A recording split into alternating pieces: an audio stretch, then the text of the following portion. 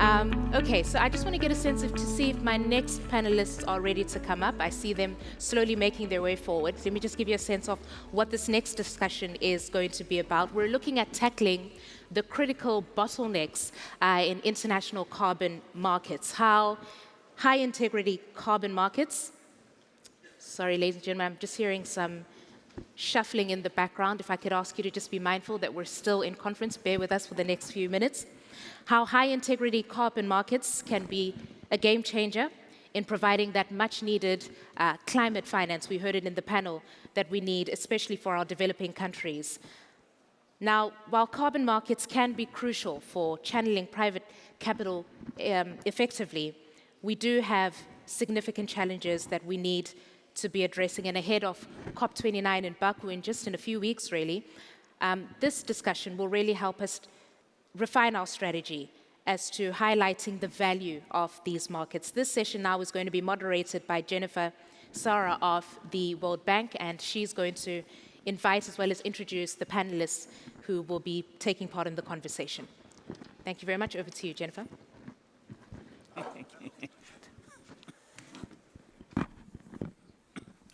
So good morning, everyone. Really welcome to the second high-level panel on tackling critical bottlenecks in carbon markets. I hope you're all inspired by our first panel in the opening plenary on the value of carbon markets in bridging the financing gap and helping developing countries in their energy sector transitions. And it wasn't just developing countries, because we also heard the good example from Germany.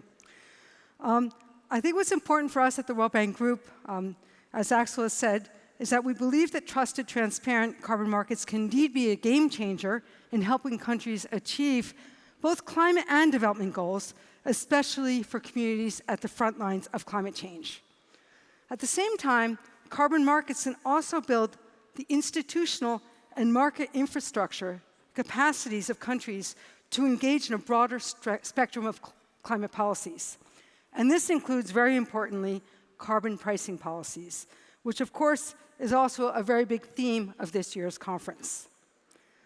However, we acknowledge that there are critical bottlenecks impeding these markets from achieving their full potential, such as the slow progress in the operationalization of end-to-end environmental integrity, weak financial and market integrity, among others.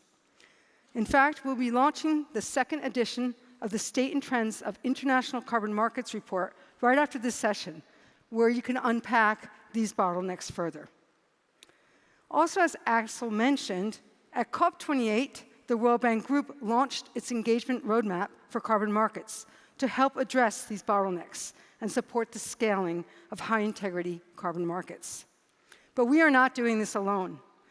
Recognizing the ongoing efforts by several organizations to restore trust to different parts of these markets, we are closely collaborating with several of these key stakeholders in the ecosystem to bring all these building blocks together.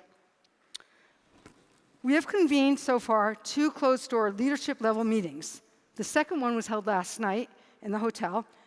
And we also have several technical subgroup meetings that started since April last year. And these groups are identifying and advancing collectively progress on tackling these bottlenecks. We hope that we can all together ultimately deliver a comprehensive blueprint to countries for developing high-integrity carbon markets. With that said, I'm very excited with the second panel, and we'll welcome to the stage our distinguished panelists. First, I would like to welcome Valvanera Urargui, who's the Director General for Climate Change in the Ministry of Ecological Transition and Democratic Challenge of Spain. Spain is a valued partner of the World Bank in our efforts to scale up high-integrity carbon markets, and also last year hosted the Innovate for Climate in Bilbao. So welcome, Valvanera. Second, I'm delighted to invite Mr. Sonam Tashi, the Director of Department of Environment and Climate Change, Ministry of Energy and Natural Resources from Bhutan. Bhutan has been engaged in carbon markets to support its climate goals and promote sustainable development since the CDM era, and has been engaged with the World Bank under the Partnership for Market Implementation Program to establish key building blocks in carbon markets. So welcome. Thank you. Third, Ms. Usha Rao Monari, who is the co-chair of the Voluntary Carbon Markets Integrity Initiative. I think most people in the room don't need an introduction to what is VCMI. VCMI is an independent initiative that leads efforts on restoring demand-side integrity to carbon markets. Next, I'm delighted to invite Mr. Jean-Paul Servet, who is the chair of the board of the International Organizations of the Securities Commission, IOSCO. Not sure everyone in the room knows IOSCO as well as they know VCMI, but IOSCO is an international body comprised of financial regulators from around the world and has been taking the lead on developing principles for strengthening the financial and market integrity aspects of carbon markets. And last but not least, and I see there's not enough chairs, so I will give my chair to Greg. Greg Murray, the CEO of Cocoa Networks. Is Greg here?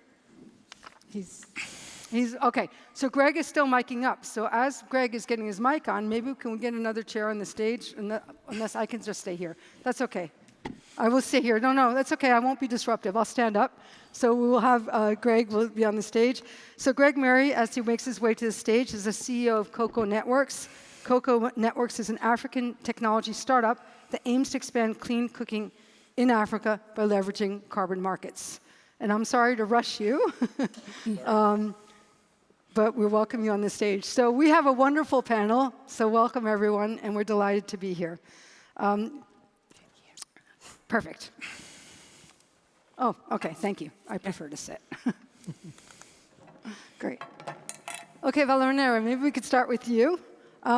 Maybe talk a little bit from your experience, how do you see that regulators can ensure that carbon market integrity, how can they balance carbon market integrity while also ensuring environmental and social interests, given the rising demand for sustainable products? Thank you very much, Jennifer. Good morning, everyone.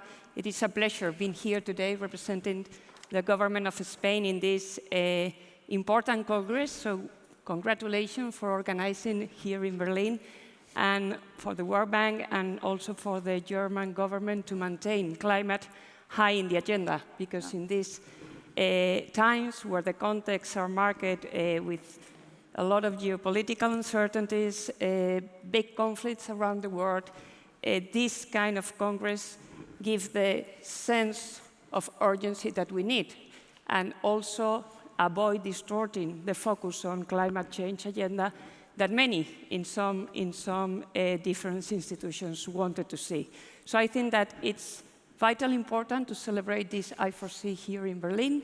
I think that we need to promote what we have been doing for many years, good partnerships between public and private agencies, also good regulators,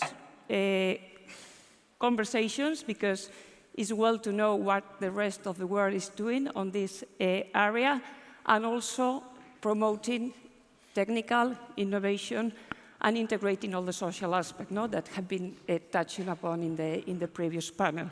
How to make markets used for people, how to make markets used for development is the main task that we have between hands those days. Those that have been working on that for many years know that a lot has been done. There are a lot of solutions to tackle climate change. We have been involved in the international negotiations, in the European negotiations, also at local level, to try to create a community of stakeholders that really put solutions on the table, tangible examples that we can follow up on. But we also know that is not enough, that we need to work based on our experience, based on the good results that we already achieved, but trying to put innovation also on the solutions. For that to happen, I think that public regulators have a big responsibility those days. We need to really create a new ecosystem for financial, for regulatory, and for supporting frameworks that helps to move the markets forward. For that to happen, I think, and we have been doing in Europe, but also at the Spanish level, to put the social and environmental aspect in the heart of all our public policies. It's easy to say, but it's difficult to achieve, because we really need to have, a debate, with all the departments that are dealing with climate, not only with all the departments in the whole government. That means that we also need to have the people from the education ministry, the people from the social support ministry involved in the conversation from the very, very beginning.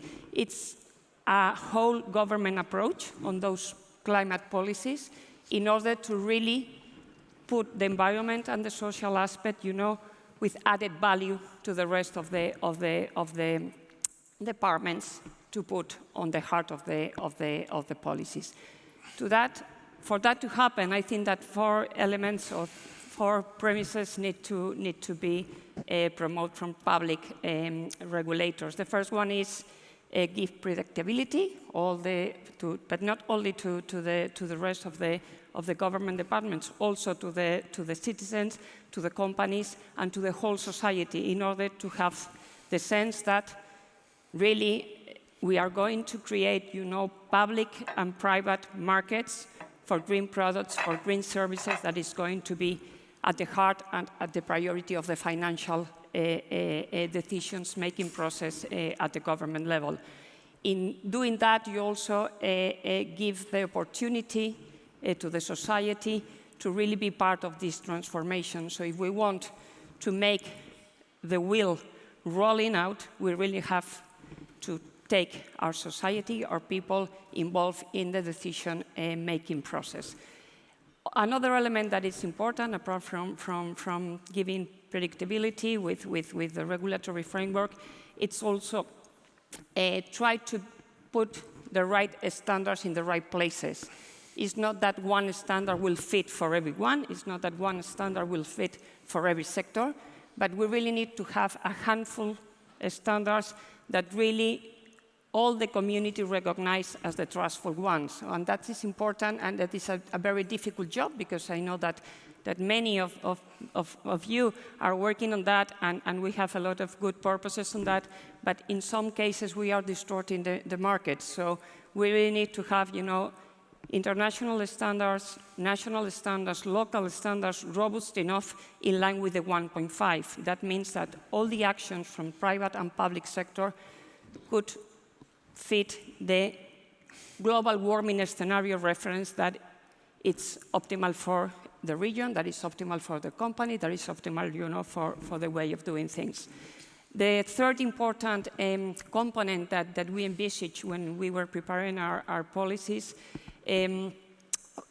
was the carbon market and the tools that have already been proved to be successful. So trading schemes has a big potential, has proved in Europe that really promotes innovation and really promotes, low emissions technologies that wanted to be commercialized at all levels. So it's also one of the main successful policy tools that we have already put in place. So we need to build upon these carbon trading schemes with 2 new additional, how to say in a positive way, with 2 new additional elements that could make it more profitable. The first one is try to use it for really promote the innovation that we need and for really lower the prices of the technologies that we need. So try to use it at really innovative instruments, apart, of course, from reducing emissions, that is at the core of the system. But try to make use of the markets as a social instrument for the rest of the society and for the sectors to be more competitive in the outside world and also at national level. The regulator markets are in good place and in good pace, so it's good enough, but we also need to look at the voluntary markets, not overlooking and don't forget that they are complementary, the people and the public policies. And last but not least, it's important, the transparency element. Yeah. If we cannot monitor what we are doing, if we cannot be transparent enough in which elements, we wanted to translate to the outside world, we will fail, because the transparency element helps also for the companies to have green claims in good place, help also for carbon removals to be the ones that we wanted to have, to use in different areas. And on top of that, the main goal would be, to create this new ecosystem in which carbon markets will play a key role, helping transparency, helping good standards for monitor, and also helping the developing world to move the financial that we needed in the coming months. So thank you very much, Valenera. I think that was a great way to start off the panel, and I wanted to turn over to Sonam now, because we've heard from Valenera from the Spanish perspective what is needed to put together an all-of-government, all-of-society regulatory process that talks about predictability, standards, trading schemes, and transparency. Now, in Bhutan, you've published your carbon market rules last year. And so maybe could you also then, building on this, can you outline some of the key elements of this framework that would be useful for other countries as well to address them when they also the process of developing carbon market rules? So both the substance and the process. So thank you very much. Thank you, Jennifer, and I just want to thank the predecessor before me, the Spanish official. I'm not going to pronounce your name because I'm going to massacre the pronunciation. No, but the Spanish colleague has actually answered half my the questions, and just want to touch upon what and just build up on what Spain's experience. Where Spain has said that one size fits all approach will not work, and that each national circumstance is different, but we should have certain minimum standards and all across the market. So based on that understanding, I think I'll not get into, say, our carbon market policies. The policy, we all know it's more or less most countries who have a carbon market policy should have that.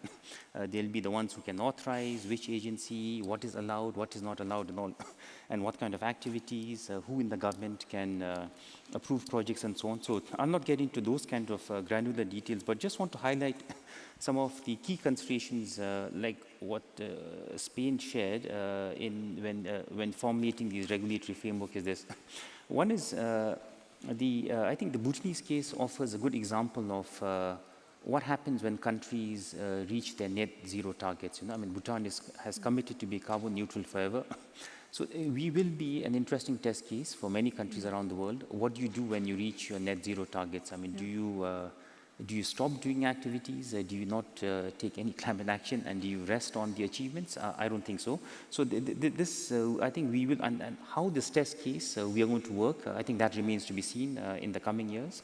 And also, besides this is also the other thing which again Spain mentioned, I just want to highlight about this, and if I understood this right, is this, when the carbon market rules were being framed in Bhutan, one of the key considerations at the back of many of us in the policy-making body was how does it affect the competitiveness of the economy? How does it affect the existing competitiveness of industries and all, where you have to be compliant with the emerging climate rules, and how does the economy react to that? And this is a very, very important consideration because many of us who have this experience of both in the trade and industry and climate are of the view that trade and climate are converging, and this is where we need to really look into this, and this is what our carbon market policy framework is trying to capture. This is the competitiveness of industries, the competitiveness of our exports, and also the overall trading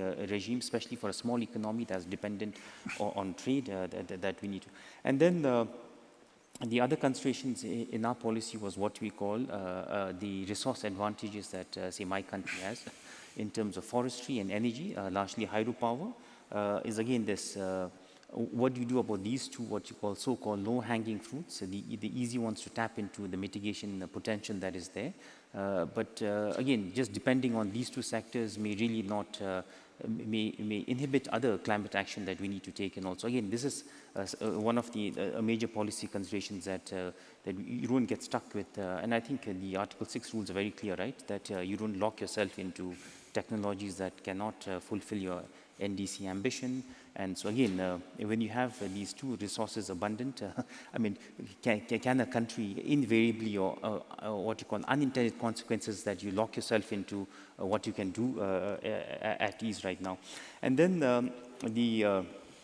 a very specific consideration is also this, like, while we may say that we are carbon neutral, we also have this fact that the amount of fossil fuel that we import is almost equivalent to the clean energy exports of ours. So again, the decarbonization of industry and transport is important. And again, this is a clear example that Bhutan does offer, is that even if a country is carbon neutral, the country as a whole is carbon neutral, but when you look at the economy, the decarbonization of the economy is important. And this is where our policy considerations have been on this. Yeah. And then some of the other considerations that we have and lessons for others, it really, I mean, do we use the markets to achieve our NDCs? I mean, is this the only solution? Definitely, I mean, the market is not the only solution, that it's among a lot of other policy options that we need to pursue. And then, again, in terms of more of the economic analysis that was being done was this, are the outcomes, the expected outcomes worth the cost? I mean, basically the cost-benefit analysis of these interventions, of participation in the markets assumes importance that is it worth it, because for instance, when you talk about investments in mitigation in this case, is that you have a lot of requirements to fulfill, say for instance, in line with the Article 6 requirements, whereas some investors were saying that rather than us fulfilling all these requirements, we can just invest in projects under the foreign direct investment options that are there. So again, where do you balance this, that the options for investors is there under the investment regimes that most countries, including mine, have, but at the same time, we want to subject them to a higher and to a more regulated investment regime through the carbon markets. And again, this is where the whole cost-benefit analysis of not just from a financial perspective, but from an overall economy, that is it worth undertaking? And at the end, the decision of ours was, yes, it is worth. It's worth for Bhutan to tap into the carbon markets, and this is the result of what you call the carbon market policy that you're mentioning. Thank you. Well, thank you very much, and I really appreciate what you're saying. It's one size doesn't fit all, that you have to create a national framework, but it has to be interoperable with the international ecosystem. And also, I appreciate, it's similar to Belize, you have countries that are blessed with land, sun, and water, and they have net zero, can achieve net zero more easily, but how do you keep on going, and what is your role? And I appreciate how you have to also look at the sectors that need to really get unpacked, that need much more decarbonization. Usha, let me turn to you. Trust, transparency, integrity. So VCMI has been working very strongly on, with other organizations on end-to-end environmental integrity. And this was a big announcement at COP as well. Maybe since COP, could you elaborate on what progress has been made by VCMI? And also looking at the demand side. At the dinner last night, that came up quite a bit, that people are very, it's supply side integrity, demand side integrity. And why is it that demand is not yet unlocked? Thank you, Jennifer, and it's an honor to be here with all of you. I enjoyed listening to my speakers on the sort of government side. You ask a good question. I think since we made our announcement, this issue of end-to-end integrity has become more important than when we made the announcement. If I look at the carbon markets today, I think, as we discussed last night, the issue is one of trust, really. The issue is one of transparency, or the lack thereof. And the question becomes, how do you establish a market, both on the demand side and the supply side, that is transparent, that is something that people can participate in without, as someone said last night, the risk of greenwashing and other such allegations. Today, where I sit, where VCMI sits, I believe there is broad-based support for both voluntary and compliance markets. But there's a lack of clarity. There's a lot of noise around them, and so people feel they cannot participate or should not participate in them. And what does this risk us? It risks a source of finance for climate prosperity that would otherwise exist, and this is where VCMI is coming in. About $300 billion at least is at risk if we don't get voluntary carbon markets up and running, for example.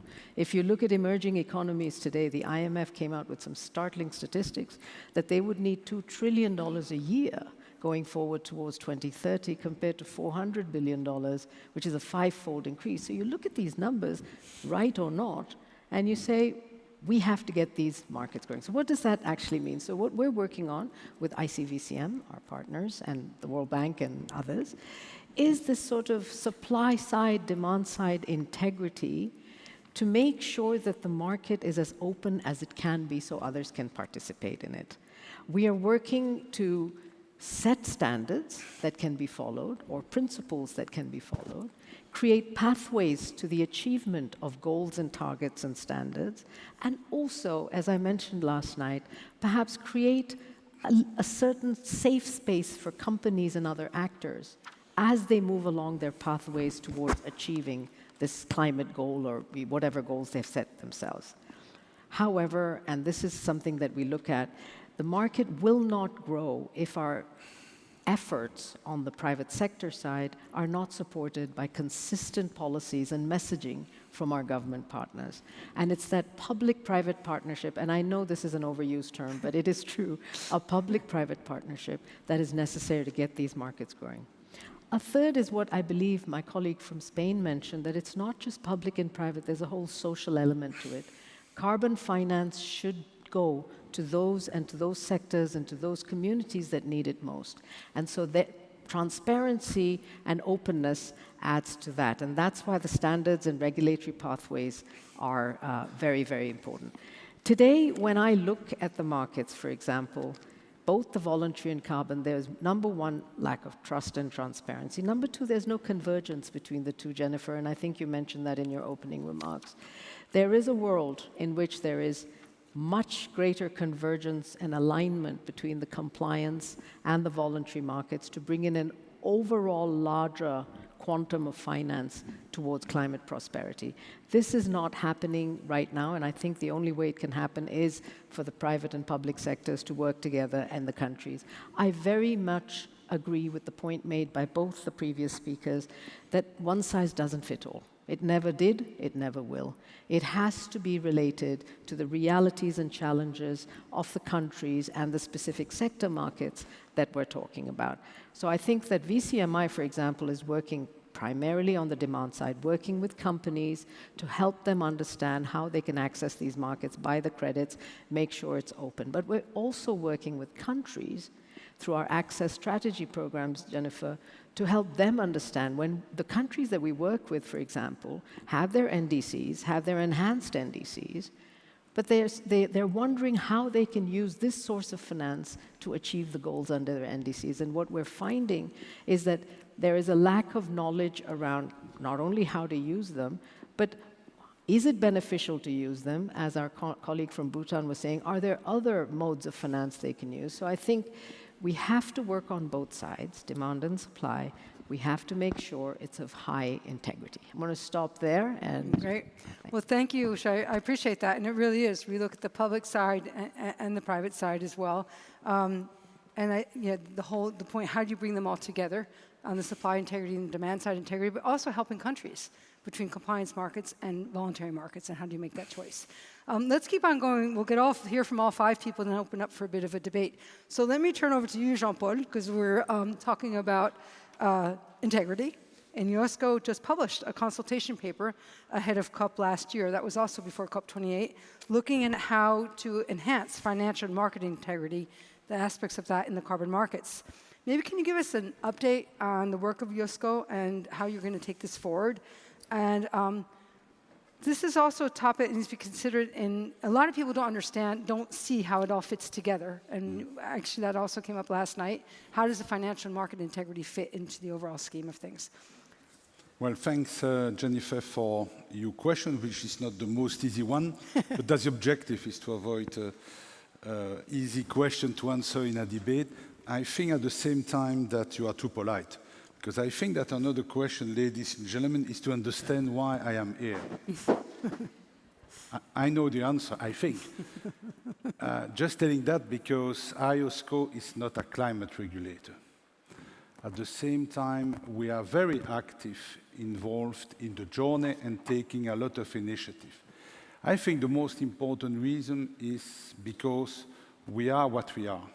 IOSCO, I'm not sure that IOSCO is known by everybody in the room. It's not a problem, it's normal, I would say. We are more or less like the Basel Committee for banking standards, except that we are not located in Basel, but headquartered in Spain, in Madrid, and we are working intensively with the FSB, the World Bank, IMF, and World Bank. What does it mean, IOSCO? It means, in other words, that everybody is there. I'm not sure that you know that I4C means that I have 130 jurisdictions on board involved in various capacity in the supervision of 95% of all the financial market. So it means, for instance, US SEC, CFTC are on board. In Germany, that's the BaFin with my colleague and friends for the BaFin. And it means also, which is also very important when you speak about carbon market, that the majority of I4C members are representative of grow and emerging market. It's even our largest committee, that's the GEM committee for grow and emerging market.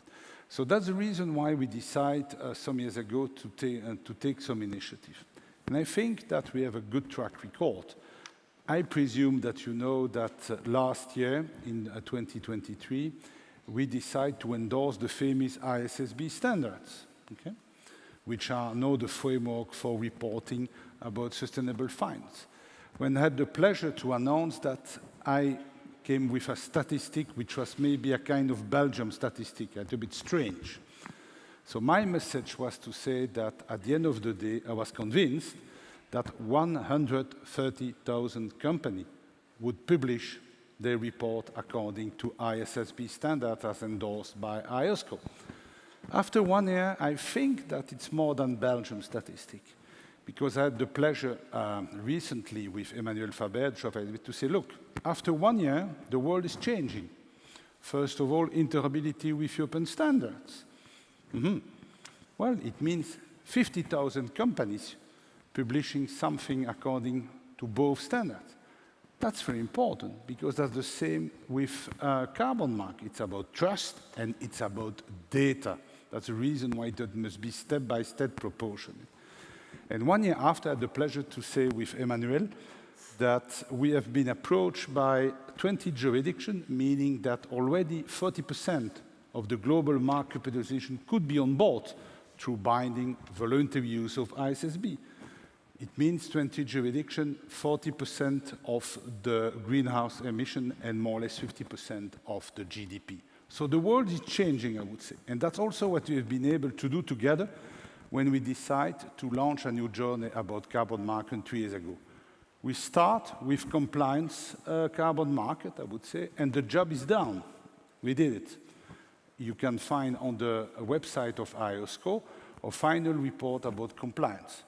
The same in a second stage with voluntary carbon market. I had the pleasure to launch, I would say, our draft consultation or consultation report last year in the COP28.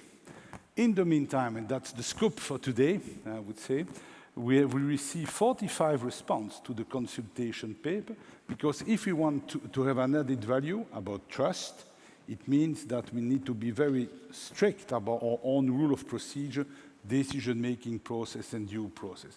And I think that's another scoop that I can say that the feedback was supportive of I4C work and the proposed good practices. I have to tell you, most of the time when I start a journey for reform at international level, at European level, and Belgium level, most of the time it means, by definition, pushback. Pushback. It was the case after the subprime crisis. It was the case. This is not the case with you, because I presume that all of you are involved in voluntary. I was very happy and maybe a little bit surprised, I would say, that there was no pushback. I think that the general color is to say, thanks for that, let us implement. And is it a surprise when you see that we will have 21 good practices designed to support sound market structure and strengthen financial integrity? That's the first time that a global international organization has the capacity to publish that. So it means also that if we want to be credible, we need to be proportionate and to be on time and to deliver on time. And at the end of the day, our main goal with these good practices is to ensure that carbon credit can be traded in an orderly, transparent. So what can you expect? If I may just put the accent on the 5 focus of this good practice. Please hurry up, though. Establishing clear and effective regulatory framework to provide legal certainty and proportional oversight. Of course, ladies and gentlemen. Improving transparency in how carbon credits are created and traded with robust registered tax-free credits from issuance to retirement. Of course, promoting fair and accessible trading for all participants and encouraging standardization to boost market liquidity. Of course, enforcing strong governance and risk management standards to address conflict of interest. Yes, conflict of interest in the carbon credit ecosystem. Of course. And last but not least, supporting comprehensive market monitoring to detect and prevent fraud, abuse, and disruptive behavior. In other words, we are not reinventing the wheel. I presume, take into account the list of participants, that many of you are former victim of people like me. No? You used to be active in the asset management industry. You was involved in the management of a trading venue. So this principle, ladies and gentlemen, for some of you, you already applied it 20 years ago. The same approach and for our toolkit about cross-border crypto assets platform is just to see to which extent we can copy and adapt to the specificities of voluntary carbon some principle. So that's also maybe the reason why I think everybody understands what we are doing and to which extent we can be helpful. Okay. And that's the job now for each country to prioritize it. Well, thank you very much. In fact, you say, in a way, there's so much complexity in this space, and you make it seem like it's so simple. The importance of having that financial integrity and market integrity is really what links this demand and supply integrity. So I'm going to turn to Greg, because Greg, you've heard from the public sector, you've heard from the private sector demand side integrity, you've heard from financial side integrity. Now you're out there doing, I'm not going to say doing real things, everyone's doing real things, but you're a private company working in Africa, trying to get all this up and going. So we've heard all the risks along the carbon market value chain. That makes it challenging in a way, sometimes challenging, and hopefully it's also an opportunity for the private sector to carry this high investment risk. But in the last year, we've seen several innovations emerge, and Cocoa Networks is one of the more innovative companies doing this. So how are you thinking this through? And what are the financial products that you're particularly looking to deploy to de-risk investments in clean cooking projects in Africa? Thank you. So the main risk I'm going to talk about is political risk. So I operate in the energy sector, which is globally the least free market sector of them all. There are standards, permits, taxes, and subsidies that distort energy markets in accordance with the policy objectives of governments. $7 trillion of fossil fuel subsidies last year. We'll admit it's not entirely free market. And so as a company in the energy industry, what we do, just a quick intro, so we're about 10 years old, we're a climate technology startup, and we have built the technologies that enable the building of a new type of residential energy utility in tropical forest nations. And the first energy utility we've built is in Kenya, where we supply 25% of all urban homes with clean fuel for residential heat. And of course, the heating use case in places with better weather is cooking. Yeah? So we provide fuel to enable cooking to 25% of urban homes. To enable us to be able to do that, we had to go and co-develop the permits, standards, and regulations around this new type of energy industry. So heavy engagement with government from the outset. And carbon within our model is a non-government energy subsidy, recognizing that decarbonizing residential heat has always been led by public sector money, and recognizing that lower income countries just do not have the cash to subsidize the decarbonization of heat like Europe has and America has. We said, well, there needs to be another form of subsidy or another source of subsidy, and that is where compliance carbon markets play. So we take the pollution tax from foreign lands and we bring it into the wallets of some of the poorest households in Kenya, and we deliver that as a discount on their energy, as a subsidy on their energy, enabling them to adopt the energy at scale. That's the basic model. Now, in order to do that, there is obviously a whole range of risks, and political risk is one of the main ones, both within the energy and in the compliance carbon markets. About a year and a half ago, the 2 years ago, there was a change of government in Kenya. The new Kenyan president, President Ruto, who you might have heard speak around carbon and climate matters and his desire for Kenya to be a leader globally within compliance carbon exports, within climate innovation. He set us a challenge and said, look, Greg, you guys have built this urban energy utility. We all know cocoa, but what is it going to take to go countrywide? Is there a future here where we might have universal access to your utility beyond the cities, including in the towns, including in the rural areas? And I said, look, Mr. President, the problem is one of poverty. As you get out of the cities, the income levels drop, the prices people are paying for their fuel falls off a cliff. And so in order to do that, we have to drive down retail prices. In order to do that, we have to have a hard conversation about taxes, and we have to have a hard conversation around subsidy. He said, look, we can't possibly subsidize because we've got a limited resources and a lot of different demands across health and education, etc. But from a taxes perspective, we can level the playing field with charcoal, which is the deforestation fuel that is the dominant fuel in urban Kenya. We can get rid of the VAT and the duties and these things that are inflating the cost, and we can come to the party.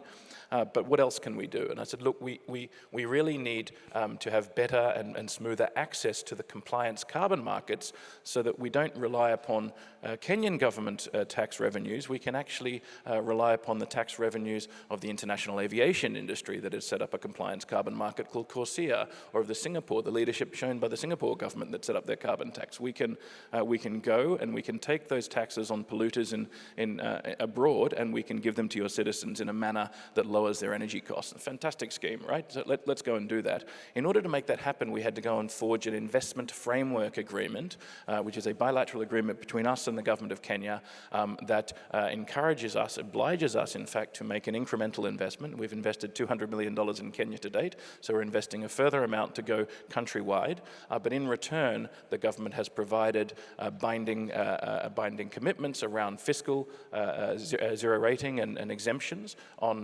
the toll gate taxes that inflate the consumer costs, so leveling the playing field with charcoal, and then binding legal commitments around corresponding adjustments that enable us to access the foreign compliance markets, the regulated carbon markets. And that agreement was co-developed with the government of Kenya after about a year and a half it took of detailed impact and financial analysis, and it was also co-developed with the World Bank. So we approached MEGA in January 2023 and said, look, you guys are very, very good at de-risking energy sector investments in Kenya and across Africa. You know, you can't get a power plant built in Africa unless you have a MEGA agreement on the power purchase agreement because there's risk. And so we said, look, I don't know if you guys are doing anything in carbon or if you'd recognize this new form of energy utility, but there's political risk all over it. Can we actually have this type of investment insured? And so we've worked collaboratively, and MEGA tells us that we'll be the world's first carbon-linked insurance policy on this investment framework agreement, so that the political risks associated with the reliance upon government commitments, recognizing that governments can change and that fiscal challenges emerge, basically de-risk and enable further project finance from our institutional backers to expand and go countrywide. That's the basic innovation that we've been very, very focused on over the last year, so that we can take what's now been proven in the cities and hopefully one day fulfill the President's agenda of actually going countrywide and delivering universal fuel access. Great, thank you very much. In fact, that was a really good example that really brings together the whole panel of bringing the public and the private and the integrity aspects, but also looking at national and international, the interlinkages. I really wish we had another hour, because I'd love for you guys just to chat with each other and say, what do you want from each other? Unfortunately, we have only 5 more minutes, so I wanted to close and with a question, the same question to all of you, as we go into the COP29. It's only 2 months away. There is, of course, several events between now and then, but if we think about COP29 and we understand that one of the priorities is to move forward on the Article 6 negotiations, but what do you think are the 1 or 2 priorities that each of you can think of? What is most important for COP29 to be able to move the needle on scaling up high integrity markets? What do we want to achieve at COP29? So maybe I will, Usha, you look like you want to jump on that one first. Oh my God, okay. Thank you, very quickly, and I know we have 5 minutes, but Jennifer, you asked me a question which I did not answer completely. The elephant in the room actually right now is simply demand. in the carbon market. It doesn't matter whether it's a compliance market or whether it's a voluntary market. Demand has been hit. It's gone down from about 2 billion 2 years ago to less than 1 billion, 700 million today. And the reason for that is because of inconsistent messaging from countries and policymakers and lack of trust and lack of transparency on the buyers and sellers of credits in the private sector. So if there's one thing that I want from the next COP is the standards and the pathways and some thinking around messaging around carbon markets, which will make these markets come alive again. Thank you. Thanks, Jean-Paul. Well, as usual, the COP, it's like for everybody. It's a fantastic capacity and extraordinary stage to explain what we've been able to do. Just for information, there was no representative of I4C before the COP27. Okay? I start my journey during the COP27 with an announcement that we will be able to do about endorsement of SSB standards. Last year, we published a consultation report about voluntary. The objective is, again, to be able to deliver on time and to explain to which extent I4C can be helpful in order to promote sound financial market and especially to be helpful for the development of carbon market. And if I may, starting, I would say, from COP29, it will be a pleasure for me, my staff and my colleagues to explain who we are.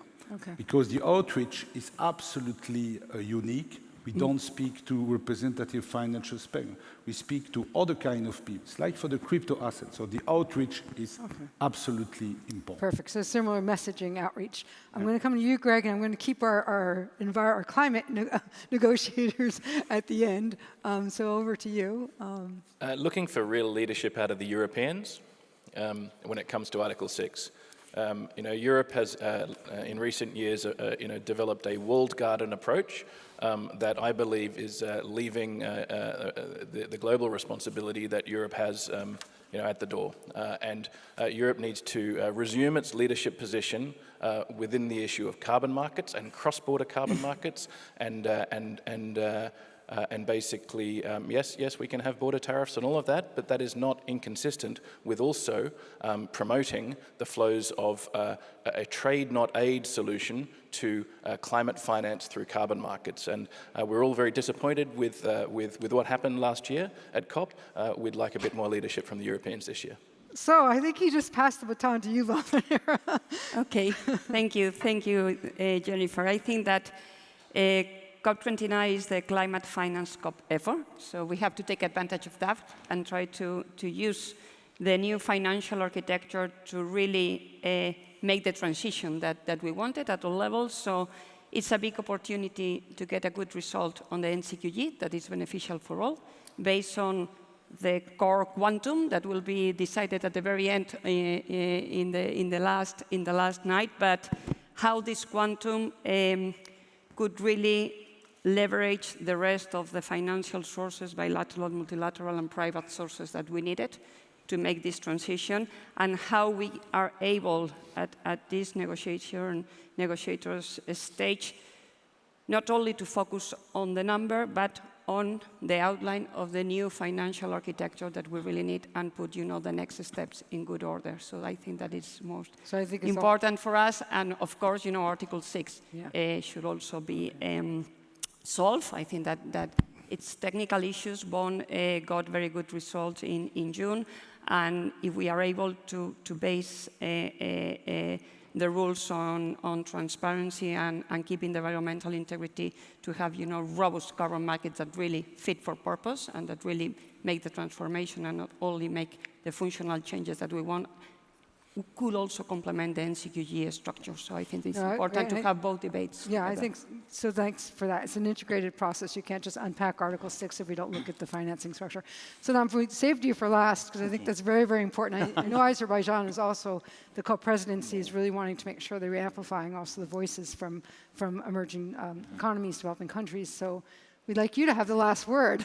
What do you want to see out of COP29? No, Jennifer, I'll have to invoke Chatham House rules because of my close involvement in Article 6 negotiations. But no, I agree with what Spain mentioned also, that COP29, everyone is going to say it's going to be a finance COP. We're already seeing opinions from especially from the developing countries, saying without defining climate finance, why trying to talk NCQG doesn't make sense. But leaving that aside on Article 6, let me be very careful on this because of my close involvement. And again, I think in Article 6.2, there's enough of the rules on guidance on reporting and all, and I think now trying to again expand and trying to make it more complex, risk of really not supporting the development of the market. And then likewise in Article 6.2, 6.4, the mechanism. We need to resolve the elephant in the room, if I may just borrow a phrase from Usha, is on the removals and methodology reports. And those who follow this, we know where the lines are drawn. We need to see a common ground. We need to really narrow our differences across 6.2 and 6.4. And I agree with what Spain is mentioning. It's largely technical. I think the technical differences, from my assessment, we can resolve this. There are solutions, but it has taken a little bit of a political texture, and this is where we need to see political leadership, especially from the larger markets and all, to see Article 6 move to the finishing line. Thank you. Yeah. No, thank you very much. I think bringing the technical and the political together, I'm inspired to have negotiators who have the technical that bring both of those to the table. So we're looking forward very much to seeing the progress at COP29. So let me wrap up this session, and I don't want to because it's such a rich conversation, but we'll continue over coffee break. I really appreciate it because it's action-oriented. We're looking forward. It's good to see the progress. I think we have to stay optimistic in this space. We always hear all the negative stuff, but how do we take this forward as the positive message and the positive experiences? We heard really how important it is to enhance financial and market integrity aspects, unlock demand at scale, and de-risk carbon markets, and how all the instruments can be together, and also the importance of the regulatory process. So I think it was a very, very rich conversation. On our side at the World Bank Group, we've been fully committed to this agenda, and we really do believe strongly, you heard from our Senior Managing Director, that carbon markets are a critical fix for climate finance. And we look forward to the continued conversation the rest of the week, and moving over to the coffee break right now. So thank you very much.